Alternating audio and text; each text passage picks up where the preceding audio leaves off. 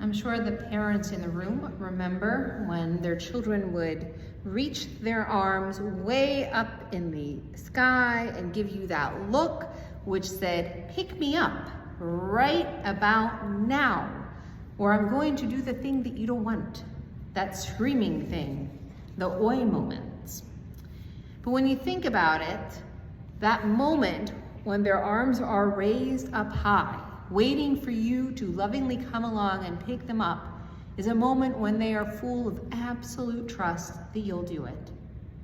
They're expecting it because you've been there before, and they're willing to show you a little bit of vulnerability.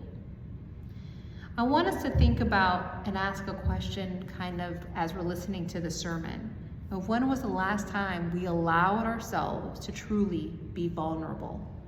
When did we think that it was okay and safe to actually be present with all of our needs and all of our warts and all of it combined together?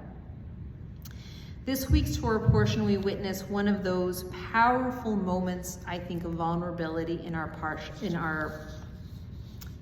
Tanakh, where Joseph, who was the viceroy of Egypt, and you can kind of imagine him sitting there looking down, full on power with all of his regalia, is looking in front of his very brothers, the same brothers who threw him in a pit, those same brothers who were not kind to him in any way, shape, or form, albeit he did a few things toward them too, so there was some even-stevenness happening.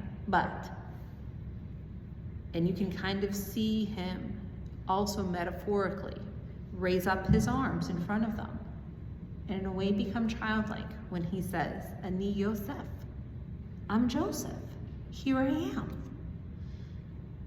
Think about the courage that it took Joseph to be able to do that. He could have simply stood there with all of his Egyptian regalia on and not shared with anybody who he really was. In essence, he chose rather to say, Hineni, here I am, I'm your brother. And I want us to kind of think through this a little bit more, that moment when he says, Hineni, here I am, because it's not the first time that we know in Joseph's story that he says Hineni, rather it's the second. The first was the time when his father asked him to go out into the fields, see what your brothers are up to, and he knew, by the way, that his brothers weren't happy with him. And he goes, Hineni, here I am, Dad, I'm ready to go out into the field and pasturing at Shechem. And I think you know what happens after. At that moment, though, that Hineni had some naiveness around it. Because even though he wasn't in great spot with his brothers, he don't think he expected that to happen. On the surface, and you see this, and even Rashi comments on it, he's simply going, not even of his own volition, but simply to follow what his father is asking of him.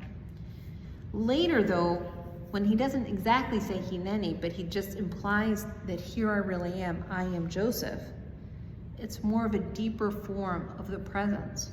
And when we look at the actual verse, the entire verse, he says, Joseph says to his brothers, I am Joseph. And then he asks, is my father well?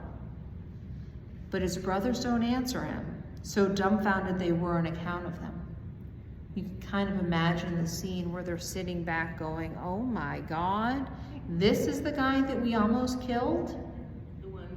The one we threw in the pit, what's he gonna do to us?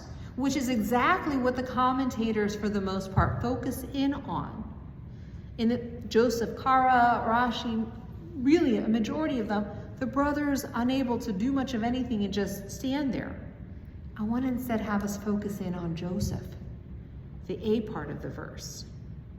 You can kind of see him again. I'm Joseph. Is Dad still alive? What's going on? Come closer to me, he's saying. I want to reestablish that relationship with you. I want to reconnect. I want to forgive.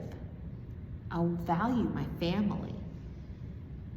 And this moment was so intense that you could The Bible describes the intensity for Joseph that he made himself even more vulnerable right beforehand. He pushes all the Egyptian guards out of the crown room where they're meeting at. And he starts crying so loudly that they can hear him on the other side of the door. And he had forbade them from coming back in. I think that this showed a deep level of vulnerability. I want to notice something else too. That it's not enough that he said Hineni the first time around, but he was really ready to go when he said it in a way the second. Brene Brown, in her book, The Gift of Imperfection, writes, "Until we receive with an open heart, we are never really giving with an open heart. When we attach judgments to receive help, we knowingly or unknowingly attach judgment to giving help. The wholehearted journey is not the path of least resistance, it's the path of consciousness and choice. And to be honest, it's a little countercultural. The willingness to tell our stories, to feel the pain of others, and to stay genuinely connected in this disconnected world is something we cannot do half-heartedly." Joseph wanted to do it wholeheartedly. In order to receive help, i.e., have that feeling of reconnection met, feel like he's connected to his family, he had to expose his truest self. And he also had to do so without judgment for him or for his brothers. Sometimes I think there's this paradox about help. When we most need it, when we most need to be our vulnerable selves, our whole self, warts and all, is when we'll put up a defensive shield and not ask for help. If you've ever been guilty of that, you can go ahead and raise your hands. Yes. We are all human beings. We have to learn to not think that by asking for help, we're not good enough. Rather, the opposite. By asking for help, by being our vulnerableness, by saying Hineni, we are our truest self. Rabbi Denise Eicher teaches in this moment about forgiveness and acceptance.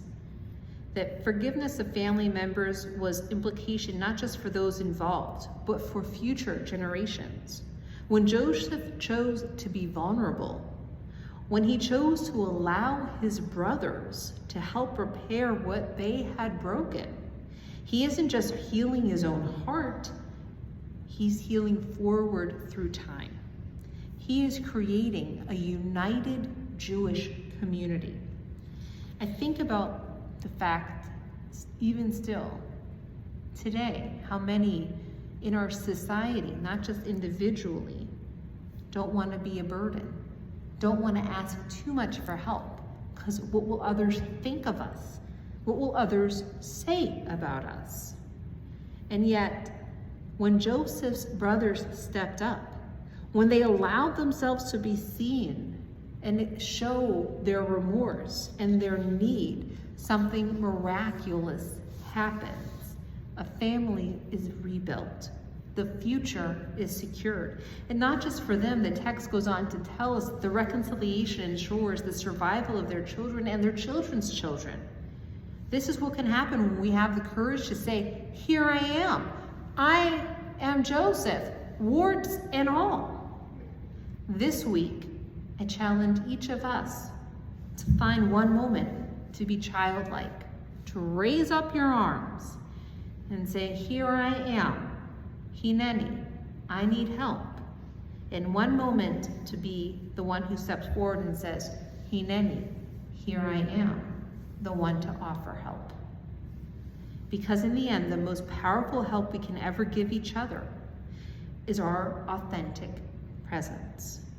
Like Joseph saying to his brothers, come closer to me. We can create spaces of vulnerability that is met with love, that is met with kindness, that is met with grace and acceptance. Perhaps we'll discover that we're all a little bit created in B'Tselem Elohim. in the image of God.